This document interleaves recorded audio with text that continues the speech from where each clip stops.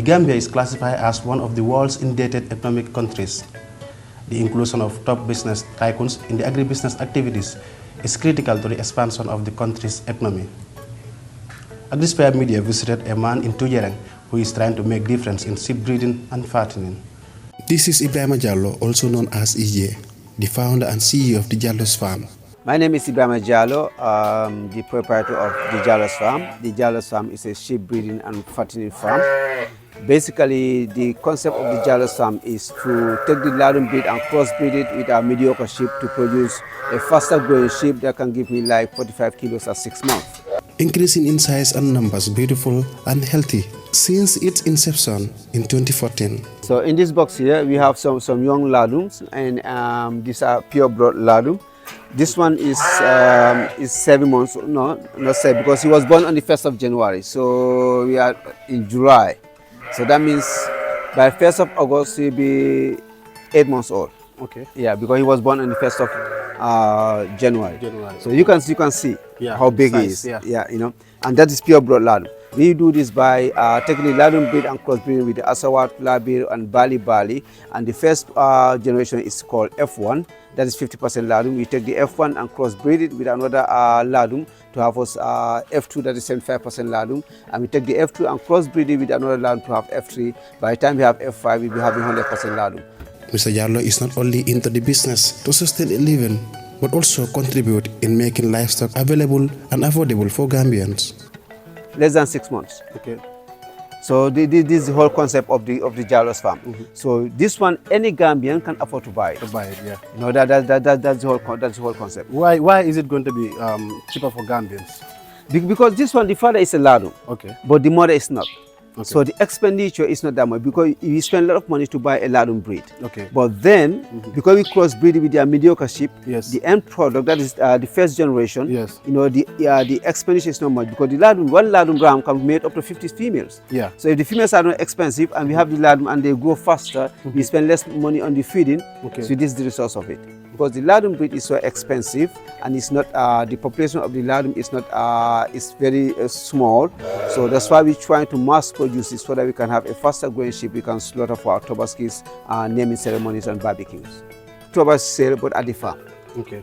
And the way so farm, I said to them, some people say, it's too far. I said, okay, I will give you a deal. When you come here, you buy your ram, you leave it here till day before Tobaski come and collect it.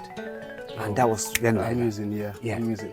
So I know Gambians will somehow try to dodge away from the expenses before Tobaski, maybe 3 days or 4 days, buying a bag of hay. Or exactly. I guess that is a very good way of motivating. So people started coming in, and then the people in the diaspora started calling in. They buy a ram, and then I will supply to their families. And the good thing is nobody ever complained. Everybody said to me, the ram you gave to my family.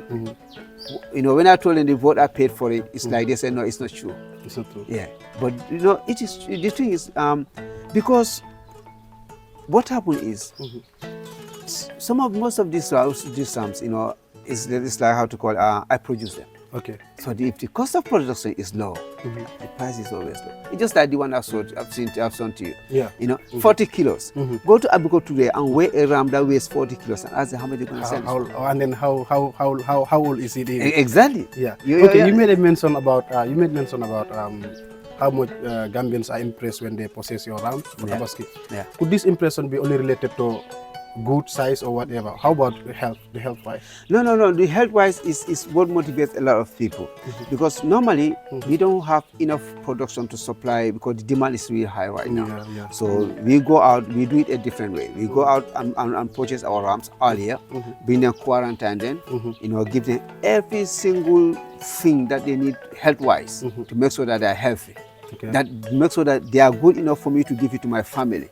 Then I will sell it to them. Jallow's expertise in breeding different types of sheep has expanded both in number and size, from 100 in few years ago to over 300 sheep. By the Tobaski period, it was I think 420. Okay. So you see the place, we saw everything. It was very Tobaski rams and everything. So we sold it out. Sold it out. So at the moment we have about 210. Okay. Yeah, 210. Considering the lambing, how much are you expecting in the next 2 months? All the females here in the next 2 months, at least 50% of them will start lambing. Okay. Because most of them are 3 months pregnant. 3 months pregnant. Yeah. That's great. Yeah. One of the most outstanding progress he achieved is his unique style of breeding. A 5-month-old sheep is as big as the others in the market. Every time Gambians, vulnerable Gambians cannot afford to buy ladder because we already know how much it may cost in the market. It might be expensive. Secondly, it will be scarce. Like it's not as many as our own breeds in the Gambia here. Yeah, that's true. So what is Mr. Jallow doing to make sure that Gambians will be able to afford sheep of that kind that you saw us just previously? Like that will at least be 6 months and will be ready for Tobaski. That's exactly the concept of the Jallow's farm. You know, we trying to crossbreed it, the mediocre sheep with the ladum breed. Okay. So and then that way by 6 months it can be slaughtered. Okay. And basically the Gambian breed, the citizens, you can rear them for 2 years, you have 35 kilos. Yes. And this one, what we do before we finish today, we weigh him and we see how many kilos he weighs. It's 5 months going to 6 months. Okay. This one. Okay. But you can see the father is a ladum. Okay. You know, and the mother is a tulabir. Okay. But you can see, look at the size of it. Yeah, so. You see? Less than 6 months. Okay. So this is the whole concept of the Jallow's farm. So this one, any Gambian can afford to buy it. To buy it, yeah. You know, that's the whole concept. So these are the ones we are using to crossbreed with our mediocre sheep. Oh, okay. So we always use the pure breed to cross with the other sheep. Okay. So that way we can multiply the population, ladder population fast. Actually, we just want to have a sheep that can give us like 45 kilos 6 months. That's the target. 45 kilos at 6 months. Then we can sell it to the market at a normal price. Okay, without also calculating the expenses and then everything will be... No. If you go to Abuko today and you have a sheep, that a ram that they sell, that is 45 kilos. The price they sell it at Abuko, we intend to sell our ram at the same price.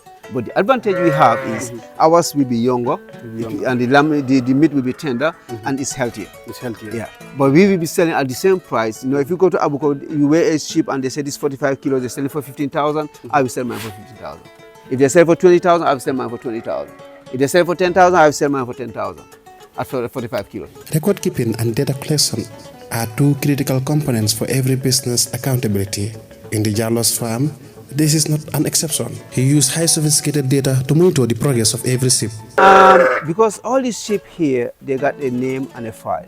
Okay. So that's why we can follow up everything in the farm. Okay. You know, each sheep, you know, the father, the mother, the grandfather, because that's the way we can do these things, so that we can, what's the right word? Have accurate data? Exactly. And then we can say, okay, this particular sheep, you know, is short, and but it got a long chassis. Okay, yeah. You know, but it doesn't have height. So in the next crossbreeding, we take a sheep which have height, good chassis, and a long one. Then we crossbreed it to improve this one. Yeah. So we don't just do it blind. We calculate everything. Leaving the UK to return to home and start sheep farming is a brilliant idea, alluding to the number of achievements registered in a short period. This farm, everything in this farm is made in the Gambia. Not a single brood from UK is invested in this farm. Okay. Everything is made in the Gambia. I started at my house and we came here, and 95% of the sheep you see, they were lamb here. So when they're lamb, I sell the male one, I keep the female one. I sell the male one, I keep the female one. So this is made in the Gambia. So that tells you can make it in the Gambia. This is made in the Gambia. It's not money from Europe. I'm just saying, if you have money, because the way I started gradually, you can just come and start somewhere different. So I advise them to come and, you see, if you take $1 million today, we are in the rainy season, and you go and farm groundnut or maize or corn, in the next 4 months, 5 months, let's say 6 months at most, December, 9 out of 10, you have another $1 million. Wow. Tell me, which business can you do that here? You spend $1 million within 6 months, you have another $1 million. It's only farming that can give you that. So only farming. Only farming. So that's why I advise people, forget about to say it's a dirty job, it's for the illiterate. No, go to the next level. My father was a farmer. He wasn't really taking care of his sheep like I'm doing. He doesn't have the ambition that I have. So I'm taking to the next level. Maybe when my kids come, they say, the way my dad was doing is old-fashioned. We take them to the other level, So that's what I'm saying. Yeah. Despite the success registered in the process, there are challenges hampering the growth in the business. Feed and medication are what is mounting obstacles along the journey. It's affecting the business because not everybody have the opportunity like I did to have all those problems and research. I could have been discouraged because of all those things. But because of the passion and the determination, I went into those research and everything. So not everyone is willing to do that. So lack of vets can discourage a lot of people to go into the sheep breeding business. And I will say to everybody who would like to go into sheep breeding, if you want to rely on the government side for your vet and stuff, you will fail. Yeah, definitely. So when I started, I had this issue, and then I used to lose like 50% of my sheep. I used to have 50% mortality rate. Okay. And then it was in a bad thing. Looking back, I see that it was a good thing because it forced me to go into the internet and do my research. And I met so many professors around the world, good people, big farmers, and I learned a lot from them. Okay. And based on that one, the health issue in this farm, we are the one who solve all the health issues anyway. Okay. So basically, we're not trained vets, but we are the best in this house, in the farm. And right now, our mortality rate is under 5%. 95% of the sheep are being imported from neighboring countries, especially during Tobaski. This helps in creating jobs for their citizens and strengthening their economies, while it deprives our citizens, especially the youths that needs the job, and at the same time leaving us with weaker currency and economy. If you are familiar with how Gambians possess rams during Tobaski, demand that Gambians, the demand of Gambians, understand? Yeah. You really understand that we spend a lot of money outside, where we are sourcing these rams from. Yeah, that's what do we think should Mr. Jallow and his fellow farmers do to change these narratives? Listen, it breaks my heart. If I tell you myself, my friend and I this year, if I tell you how many millions we took to Senegal to buy rams, you'll be angry. And we took all those millions to Senegal, we bought the rams, brought them here, and they've been slaughtered. What did it increase in the Gambia? Nothing. Absolutely. All we have is meat and Tobaski. It didn't change anything. Absolutely. The population of the sheep. This is the solution. Breeding. That's the only thing we can do to change the narration. Is breeding. That's the solution. So we have not even started because over 95% of the sheep we eat in this country is imported. It's imported. You understand? Yeah. And people who are doing this and they are succeeding, when when they are trying to make policies for the farmers, they see us as we don't know what we're doing. If we want to change that, don't sit in an office and make policies and go and impose that on the farmer. Go to the farmer, ask him, how can I help you? Ask the farmer, how can I help you? Yeah. Let the farmer tell you what help he needs. Practical supervisor. Exactly. Go into the field. Exactly. Imagine today, if you come to my farm here, you said you are building a house for me. I've spent hundreds of thousands to build these things. It's not finished yet. Yeah. So you want to build me another one? What am I going to do with it? Give me that money. Let me go and buy a ram with a different genetics. Give me that money. Let me go and buy more female. You understand? Yeah. And then I will suggest for the government, because they're spending so much money into this farming issue. I will suggest to them, because to me it's not working. Projects in this country, I can easily say very few of them are working. I don't know how they come to the conclusion it's a success, it was successful. If it was successful, where is the difference? What improvement have you given to the farmers? Yeah. For me, if we say it was successful, I want to say, oh, you go to Mr. Jallow, you found it here, and now here's where he is. That's what I call success. So. If you cannot show me that, you cannot say how many farmers you made into millionaires, then don't tell me. So you can spend billions of dollars, and you don't have even one single millionaire farmer. I tell me it's a success. How can you call that a success? So whatever we're doing, I think we need to change it because it's not working. If you have been doing this all these years and it's still like that, that means it's not working. That's all we have for you in this episode of The Gambian Farmer. Till we come your way again. Please like and subscribe to our pages as we bring you insightful programs like this. Thanks for watching. Bye-bye.